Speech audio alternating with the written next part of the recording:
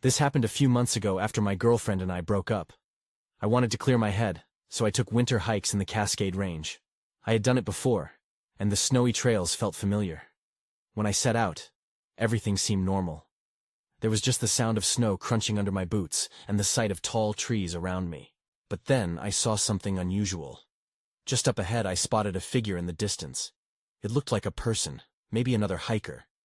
I hurried to catch up. But when I rounded the bend, there was nobody there. I shrugged it off, trying to convince myself it was my imagination. I didn't give it much thought at the time. The next week, I decided to try a different trail. I was trekking along and enjoying the quiet. Suddenly, I saw a shadow dart behind the trees. It was fast, and my heart raced. I thought it might be a deer, so I called out. But there was no response, just the wind whispering in the branches. I shook my head. I convinced myself my mind was playing tricks. So I kept hiking, but I couldn't shake the feeling that something was watching me. The snow crunched beneath my feet, and every step felt heavier. Later that day, I got a strange text from an unknown number. It was just a bunch of random letters. I almost ignored it, but something about it felt off. I figured it was a scam and tried to forget about it, but it kept nagging at me, tying back into the weird things I had seen. A few weeks later, I went back to one of my favorite trails. The air was biting cold. I was almost at my usual turnaround point when I felt that familiar, unsettling feeling. I looked around. Everything looked normal. But then, I saw a figure in the distance again. It was standing still, just off the trail. I walked closer. "Are you okay?" I called out. The figure didn't answer. I stepped forward. My heart was pounding. I was almost close enough to see when it just vanished into thin air. Then, I heard a voice in the wind. "Why are you here?" It was soft, almost a whisper. I spun around, breathless, but there was nobody. I stood there, frozen. I felt colder than ever, like ice was creeping into my bones. I wanted to run, but my legs wouldn't move. I finally turned back to the trail, still shaking. I don't entirely know what happened out there. Was it just me? Was it the breakup? Or was something more sinister in those woods? I haven't returned since. I don't think I can. The days turned into weeks, and winter's grip on the Cascade Range only tightened. I stayed away from the trails, but even the comfort of my home felt strained. It was the silence that unnerved me. My mind replayed those moments, the figure, the whisper, over and over. I tried to push it all aside, but I could not shake the feeling that something wanted my attention. One evening, as I was scrolling mindlessly through my phone, I received another text from that unknown number. It was just like the last one, a random jumble of letters, but this time, something caught my eye. At the end of the string, there was a series of numbers, coordinates. The location lay deep in the wilderness, not far from the trail where I had seen the figure. It didn't make sense. I wanted to ignore it. Yet, the pull was hard to resist. It felt like a dare. After stewing over it for a couple of days, I made my decision. I had to confront this head-on. I packed my gear, choosing a day when the weather would be clear. It was time to revisit those haunted woods. When I arrived at the trailhead, the air was sharper than I remembered. I took a deep breath and stepped onto the familiar path. Each crunch of snow echoed in the stillness, reminding me of those unsettling moments. I quickly pushed the memories to the back of my mind, focusing on the coordinates. The snow glistened under the bright sun, but there was an ominous feeling that hung in the air, a tension that made my pulse quicken. I walked for what felt like an eternity, but finally I reached the coordinates. The trees thinned, and I found myself standing in a small clearing. Something felt off. A heaviness settled around me. The peacefulness I sought turned into a stillness that felt suffocating. I scanned the surroundings, half expecting to see a figure lurking nearby. Then I noticed it, a lone, beaten path leading deeper into the trees. It was as if the forest itself was guiding me. My instincts screamed to turn back, to get in my car and drive home. But the thought of confronting whatever haunted me pushed me forward. I followed the path, my heart racing with each step. A few minutes in, I spotted something unusual poking through the snow. I knelt to examine it, pushing the powder aside. My breath hitched in my throat. It was an old pocket watch, its face cracked and frozen in time. The inscription on the back made my blood run cold. To Sophia, forever in my heart. Ever. Who was Sophia? And what happened to the watch? Suddenly, the feeling of being watched surged back. I turned, instinctually glancing over my shoulder. That's when I saw it, a figure standing at the edge of the trees, almost too still to be real. My heart raced, and panic clawed at my throat. I wanted to run but felt rooted in place, a chill racing through my veins. It was then that I realized I was not alone anymore. I couldn't move. The figure loomed in the shadows, half hidden by the dark trunks of the trees. I squinted, trying to make sense of it. It wasn't just my mind playing tricks. There was a form there, unmistakably human but shrouded in layers of heavy clothing, as if it had stepped right out of a different time. Who are you? I forced the words out, my voice barely above a whisper. No response. Just an unsettling silence. I wanted to run, but my legs felt heavy, like the snow beneath me was holding me in place. It felt as though the air had thickened. I could barely breathe. The figure shifted slightly, and in that moment, I felt the urge to approach it, drawn by some invisible tether. I took a cautious step forward, and the figure did the same, mirroring my movement. My heart thudded louder, each beat echoing the growing fear in my chest. "Hey!" I called again, louder this time. "What do you want?" The figure's head tilted just enough for me to catch a glimpse of its face. A hood obscured most of its features, but I could see the shadow of a pale, unyielding stare. It felt like time stretched between us, the world around me fading into nothing but that intense exchange. Then, as if sensing my fear, it raised an arm slowly. I braced myself, prepared to flee. But instead of an attack or verbal response, the figure pointed at the ground, at the watch I had unearthed. My stomach twisted in dread. I glanced back down at the pocket watch, the words carved into the metal burning into my mind. To Sophia, forever in my heart. It felt like a warning. I could sense something darker lurking beneath the surface. Something that connected the watch to this figure. "What do you want with it?" I stammered, irritation seeping through my fear. I was done being scared. "Tell me." But the figure remained silent, its fingers still pointed at the watch, as if it demanded my acknowledgement of the object. A truth I wasn't ready to face. Anxiety coursed through me, thick like the fog rolling in. The air shifted suddenly, growing colder. It pulled at my lungs, making it hard to breathe. I stepped back, resolve crumbling as the figure continued to tower there, unmoving, a haunting reminder of what I had stumbled upon. Then, without warning, it turned and began to glide into the trees, disappearing like mist. "Wait!" I shouted, instinctively following, propelled by a need for answers. But as I reached the point where it had stood, there was nothing but snow and shadows. I was alone again, trembling. My heart sunk as I looked back at the watch. I was no closer to understanding its connection to Sophia, or why I felt such urgency to find out more. I needed to know what was happening. I turned back to retrace my steps, but deep in my gut, I felt that the encounter wasn't over. As I hurried down the path, a chilling thought struck me. What if I wasn't just being watched? What if something awaited me, deep within the forest, something I was meant to find? That unease settled in my bones as I began to question what it all meant. Driven by fear, yet compelled to uncover the truth, I stumbled forward into the unknown. But the deeper I went, the more aware I became of the eyes, watching from the shadows, guiding me toward an unnerving revelation. Chapter 2. The Unseen Path. The woods felt different now. The towering trees closed in closer, their jagged branches casting menacing shadows. I could feel the fading light around me as the sun dipped lower behind the jagged horizon. The air was colder, biting at my skin, and a heavy unease followed me like a dark cloud. I quickened my pace but stumbled on a loose stone, falling hard against the ground. The impact jarred my shoulder and I gasped, scrambling to regain my footing. Panic surged through me. Was something watching? I swiveled around, half expecting to see the hooded figure looming behind me again. Nothing but silence met my frantic gaze. I stood up, brushing off the snow, my heart racing.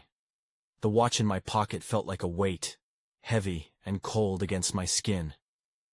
I didn't want to think about it, but I couldn't shake the connection to the figure. It was as if the watch held secrets I was meant to uncover. Ignoring the growing chill in the air, I pressed further. A part of me wanted to turn back, to leave the woods behind and pretend this day had never happened, but an undeniable urge pushed me deeper. What was I missing? Suddenly, I caught a glimpse of movement in the corner of my eye. I froze. There it was again. A flash of white among the trees. My breath quickened, and I strained to see more, but it vanished like a whisper in the wind. I hesitated, torn between curiosity and fear. "Hello?" I called out, my voice trembling. "Is someone there?" Nothing answered. I took a cautious step forward, then another. The tension in the air felt palpable, charging the stillness around me. The woods were alive, but with what? I glanced at the pocket watch again. To Sophia, forever in my heart. It felt like a mantra, echoing in my mind. I turned it over in my hands, inspecting it closely. The engraving was worn, but detailed. Who was Sophia? And why did it feel like my discovery had disrupted something long buried? Before I could ponder further, I heard it. A soft rustle, the snap of a branch behind me. I spun around, adrenaline surging. My eyes darted around, scanning for movement. "Who's there?" I demanded, my voice rising. A figure stepped out from behind a tree. Not the hooded one. This one was smaller, almost childlike, and wrapped in a long white coat. The pale face peeking out had hollow cheeks, and wide eyes filled with an otherworldly glow. "Help me," it whispered, barely audible against the whispering wind. I blinked, heart racing at the sharpness of its gaze. "What do you mean?" But it only pointed further into the forest, beckoning me with a bony finger. The urge to turn back was overwhelming, but the fear of letting this childlike figure down kept me rooted. The surroundings grew darker, an unnatural twilight. "What do you want?" I pleaded. "Why should I trust you?" The figure continued to point, unwavering. Then, as if sensing my hesitation, it turned and darted deeper into the woods. I felt a desperate need to follow. That was when I saw it, a distant glow pulsing through the trees. It flickered like a candle, inviting yet foreboding. I took a breath, my heart pounding as I chased after the figure. Each step felt heavier, the cold sinking into my bones. Whatever lay ahead, the mystery deepened. It gnawed at me, compelling me forward but threatening to swallow me whole. I felt the weight of the watch in my pocket as I pressed ahead, knowing that answers, and perhaps more questions, awaited me just out of reach. Chapter 3. The flickering light. I pushed through the thick underbrush, the flickering light in the distance guiding me deeper into the woods. Tension tightened around my chest. The little figure had vanished from view, but its presence lingered like an echo in my mind. I hurried, my feet crunching on twigs and dead leaves. As I moved, the cold cut through my clothes, sharper now since twilight had settled in. I paused for a second, glancing back. The path behind me was a dark tunnel of shadows, swallowing the last remnants of daylight. A sinking feeling settled in my gut. What was I doing here? I shook off the doubt and pressed forward. The glow pulsed again, stronger this time. It was almost mesmerizing, but I felt an undercurrent of unease, as if something was off about it. I tried to push that thought aside. I had to find out what it was. When I finally emerged into a small clearing, the sight made my heart leap into my throat. In the center, a bonfire crackled, casting long shadows against the surrounding trees. The light danced, flickering wildly, and it felt like the fire was alive. And just beside it stood the childlike figure. "Come here," it beckoned, its voice almost lost in the wind. I hesitated for a moment, unsure if I should approach. Could this be a trap? But there was something in its wide eyes, a mix of desperation and trust. I took a tentative step forward, my gaze darting around for any other signs of movement. The woods seemed to close in around me, the shadows stretching further as if they were alive. "What do you want?" I called, trying to keep the tremor from my voice. The figure pointed into the fire, and my heart raced. I moved closer, the warmth hitting me like a wave. Then I saw what was burning. pieces of wood carved into shapes, familiar shapes. The pocket watch, letters, images. My breath hitched. These were fragments of something important, something that was once whole. "Stop!" I shouted, my voice cracking. I felt a surge of anger mixed with confusion. "You have to tell me what this is." The figure tilted its head, as if trying to understand me. It stepped closer to the fire, and the flames flickered higher. Suddenly I caught a glimpse of something buried in the burning wood, a locket, glinting in the firelight like a beacon. "Wait!" I rushed forward, reaching out. "That's mine!" The flames curled around it, the heat intense. I felt the watch in my pocket, urging me closer. I didn't want to burn. I couldn't let it go. I lunged for the locket, grasping it just as the flames surged. A searing pain shot through my hand as the fire latched onto my skin. I screamed, pulling back instinctively, and just like that, everything went dark. I didn't fall. The fire vanished. The childlike figure blinked out of existence, leaving me alone in an eerie silence, my heart pounding loudly in the void. I swayed, disoriented, and the last thing I remembered was the watch's chilling weight as it slipped from my pocket and landed softly on the ground. And then, nothing. Chapter 4. Echoes in the silence. I woke up gasping. The ground felt cold and hard beneath me. I blinked against the darkness, trying to make sense of where I was. The last thing I remembered was the fire and the figure. My hand throbbed painfully, a reminder of the heat that had lashed against my skin. "Screaming in the woods," I muttered to myself, trying to find some humor in it. I pushed myself up, feeling the damp earth beneath my fingers. Somehow, it was still night. I reached for my pocket, where I had kept the watch. It was gone. "Great," I whispered, getting to my feet. The clearing where the fire had been was empty now. No flames, no child, no odd wooden shapes. It was as if everything had just dissolved into the shadows. I looked around, anxiety prickling my spine. What if I was lost? Panic rose, but I forced it down. I needed to think. Fumbling in the dark, I tried to find the path back, but the woods seemed to shift around me, branches following my movements like shadows. Then, I heard it, a whisper. A small sound that felt both familiar and foreign.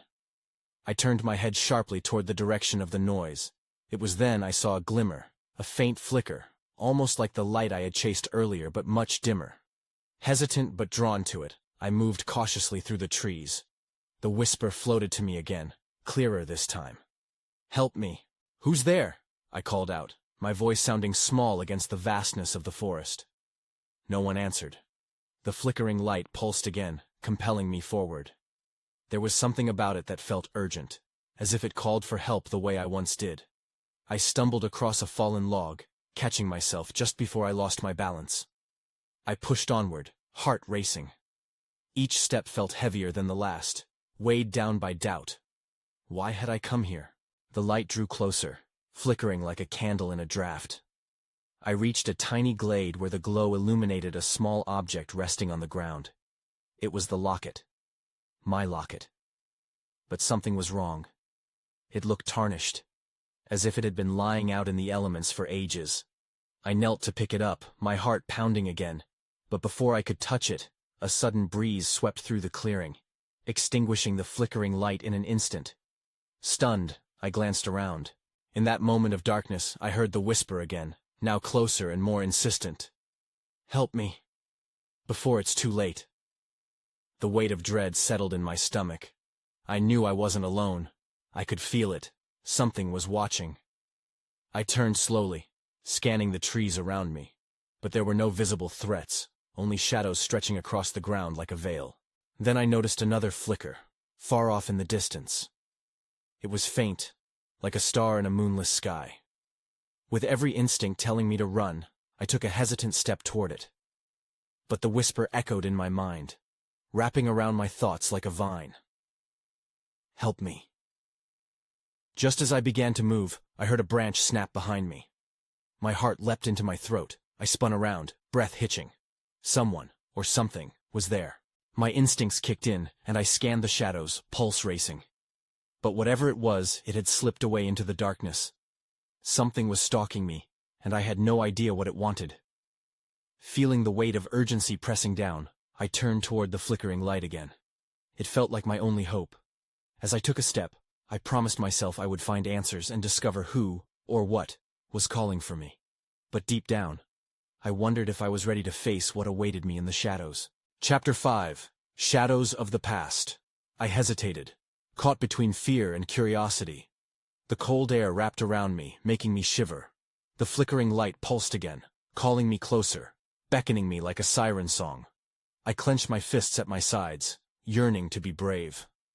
I took a step, my breath coming in quick bursts. "I have to see what it is," I whispered.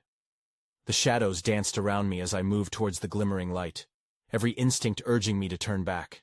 As I got nearer, I could see that the light was emanating from a small, peculiar lantern. It sat alone on a stone pedestal, although there were no stones anywhere else in the clearing. My fingers trembled as I reached out, curiosity battling with dread. The lantern looked ancient, adorned with intricate carvings that caught the faint glow. "Help me!" The whisper surged through the air again, clearer this time. And more than that, it felt personal. It resonated in my bones. I froze, my mind racing. In that moment, I recalled the stories my grandmother told me. Tales of spirits bound to the earth, searching for freedom. I had always dismissed them as myths. Suddenly, the whisper changed. It grew frantic, echoing the urgency of the situation. "She's coming! You must hurry!" The voice sounded almost like a child's, and it ignited a rush of panic in me. I snatched the lantern, its metal still surprisingly warm despite being void of flame. As the metal touched my skin, a surge of energy coursed through my veins, awakening something deep inside me. I turned, ready to dash back to safety. But the whisper returned, sharper now, edging me to listen. "Follow the light," it insisted. "She will find you if you don't." Just then, I caught a glimpse of movement behind a nearby tree. My breath caught again. Dark shapes flitted between the trees, their forms shifting fluidly in the dim light. I couldn't make out any features, but I could feel the weight of their presence pressing down on me. "Run!" The voice surged, almost a shriek. I didn't need to be told twice. I took off through the trees, adrenaline propelling me forward. The flickering lantern swung in my grip, casting erratic shadows on the ground. My feet pounded against the damp earth, branches clawing at my arms as I pushed my way through the underbrush. But the whisper was relentless, guiding me deeper. "Stay close. Don't let her catch you." I navigated the forest, darting left and right, desperately trying to outrun whatever was following me. The shadows seemed to close in, their forms growing darker, more defined. One shadow lingered at the edges of my vision, moving closer. Then, without warning, the ground beneath me gave way. I stumbled, the lantern slipping from my grasp. It shattered against the rocks below, sending shards splintering into the air. I fell into a hidden crevice, my breath knocked out of me. Pain shot through my body as I landed hard, and the world around me faded into darkness. An icy grip wrapped around my heart as I lay there, breathless. But even here, in the silence, I could hear it, the whisper, chillingly close. "I'm so sorry." And then everything went dark. Chapter 6. Into the Abyss. I gasped as I came to. The air felt heavy, filled with a damp chill that stung my skin. I blinked against the darkness, trying to gather my thoughts. Was I still in the forest? I could hardly move, my body aching from the fall. I listened closely, heart pounding, waiting for the whisper to return. "Help me." It was faint but present, tugging at my thoughts. I forced myself to sit up, the cold stone under me rough against my palms. There was no light, but the whisper felt like a beacon in the dark, urging me onward. Pushing through the pain, I took a deep breath and called out, "Who's there?" My voice echoed around me, swallowed by the oppressive silence. I rubbed my eyes, hoping to clear the darkness, but it remained. The whisper turned urgent again. "You need to find the lantern, before she comes." Before who, I wondered, panic creeping back in. I leaned against the cool stone wall of what seemed like a cave. The faint sound of dripping water echoed, punctuating the tension in the air. I could feel the shadows moving around me, slipping into my periphery like whispers in the night. Taking cautious steps, I called out again, "I'm coming!" Maybe if I kept talking, I could keep whatever was lurking at bay. I needed to find a way out and find the lantern pieces. I fumbled through the darkness, my fingers brushing against rough walls and jagged edges. Each movement stirred a creeping dread, as if the shadows were waiting to pounce. The whisper surged, growing stronger and more urgent, and I knew I had to act quickly. Just then, I heard a different sound. A soft sob, muffled and lost. My heart lurched. "Hello?" I moved toward the sound, stepping cautiously. "Are you okay?" The sobbing grew louder, and I felt a wave of fear wash over me. Who or what was in here with me? The whisper urged me to continue, leading me deeper into the cavern, deeper into the unknown. Then, unexpectedly, brightness erupted before me. I stumbled into a larger chamber, where a small bit of moonlight streamed through an opening above. And there, glinting in the light, lay shards of the lantern, scattered like fallen stars. But as I reached for them, I caught sight of a figure standing at the far end of the chamber. A girl, no older than 12, her face pale and anguished. "You shouldn't have come here," she said, her voice trembling. "Who are you?" I stammered, my breath hitching. "I'm trapped," she replied, tears streaming down her cheeks. "If you take the lantern, she will come for you too." I froze, a cold chill running through me. I didn't understand. Who was she? Why was she here? Then everything clicked. This was the one calling for help, the one tied to the shadowy grip that haunted me. Before I could process it, the shadows began to swirl, and I felt a presence looming, thickening the air with a sense of dread. "You must choose," the girl cried, eyes wide with fear. "Take the lantern and risk it all, or leave me behind." The room throbbed with tension. I stood there, throat dry, as the shadows whispered my name. I realized the darkness was closing in, and I had a decision to make. But before I could react, something cold brushed my shoulder. I turned to face it, heart racing. What was coming for me now? Chapter 7. The Choice. I whipped around, my heart pounding in my chest.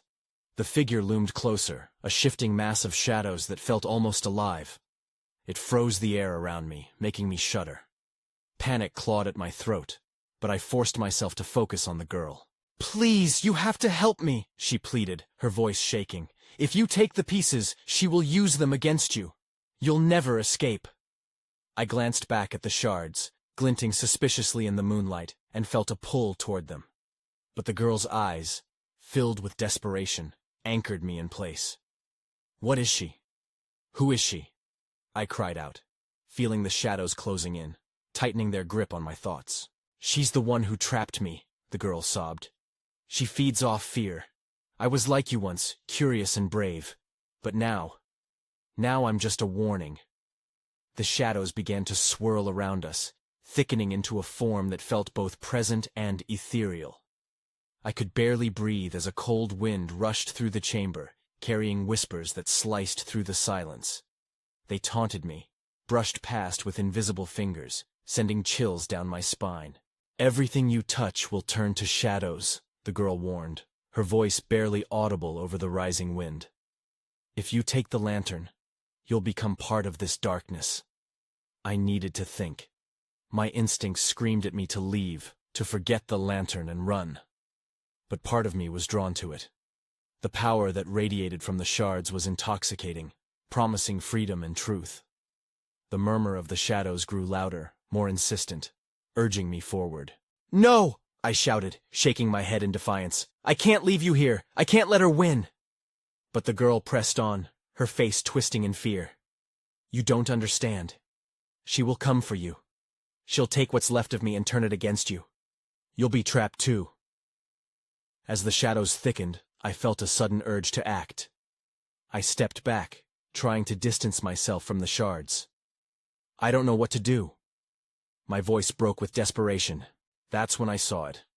Beyond the glimmering shards, a darker shape began to materialize. A silhouette of a woman, tall and looming. Dark hair framed a face that was both beautiful and terrifying. She stepped forward, her eyes locked onto mine, a knowing smile stretching across her lips. "Ah, another lost soul," she hissed. The very sound sent shivers down my spine.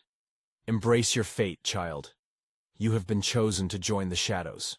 I looked back at the girl, her eyes wide with dread. I felt the weight of the moments pressing down on me like a heavy blanket. This was a choice I couldn't make on my own. "Help me," the girl whispered again, a plea that echoed through the chamber. The shadows surged closer, their whispers rising to a deafening roar. Every nerve in my body screamed at me to run, but I knew it was too late for that. I had to choose, and time was slipping away. "Now!" the woman shouted, her tone commanding, cutting through the chaos. "What will it be?" Everything hung in the balance, and I realized I had to act fast or lose both of us forever. I drew in a shaky breath, ready to make my choice. But just as I opened my mouth, the ground shifted beneath me, and darkness engulfed the chamber. I stumbled forward, and then everything was silent. Chapter 8. The Escape. I jolted awake, gasping for breath as if emerging from a deep slumber. Disoriented, I blinked into the dim light of early dawn filtering through the trees. My heart raced, pounding in my chest like a war drum. What had happened? The last memory was of shadows closing in on me, their whispers turning to a scream. I lay on the ground, the damp earth comforting beneath my back. Yet the heavy weight of fear lingered, as if the darkness was reluctant to let me go.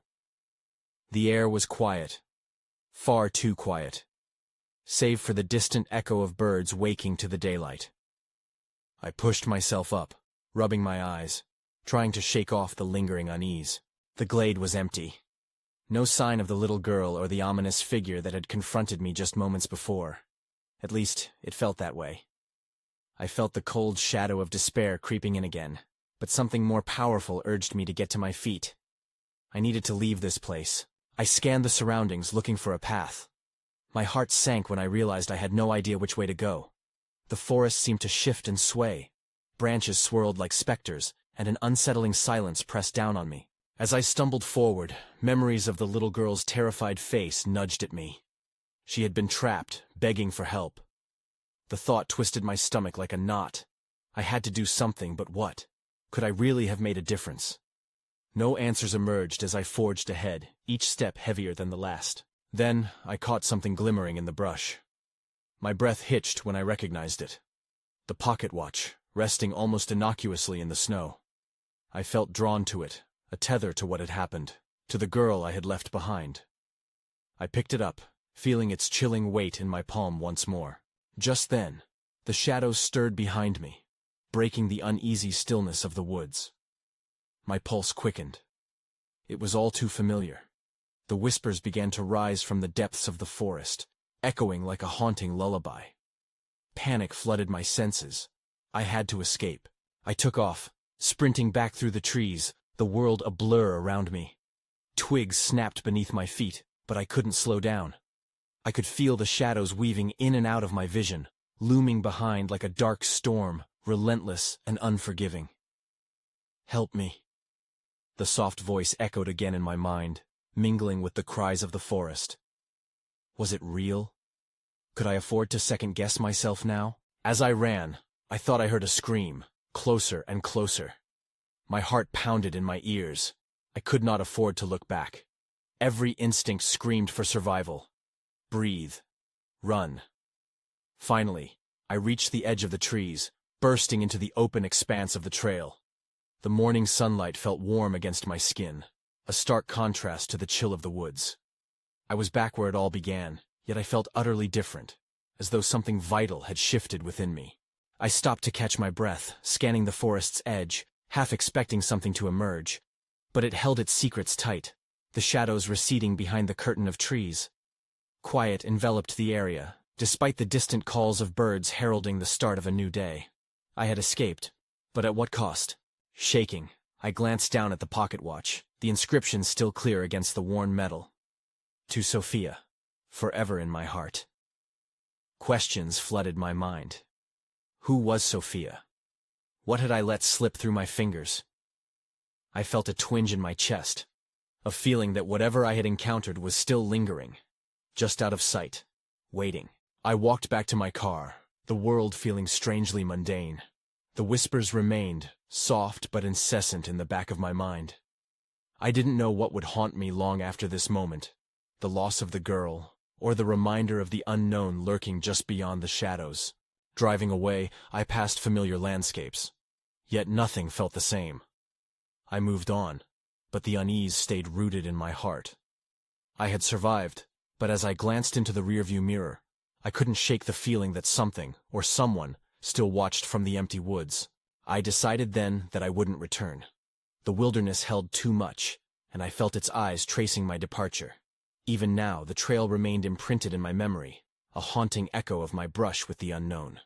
What I didn't know was whether the darkness of the woods was truly gone, or if it was merely biding its time. Days turned into weeks, and I tried to embrace normality. But sometimes, in the quiet hours of the night, I could still hear the whispers, calling me back. Perhaps, one day, I would have to confront them again. But for now, I had escaped. Or maybe, just put off the inevitable.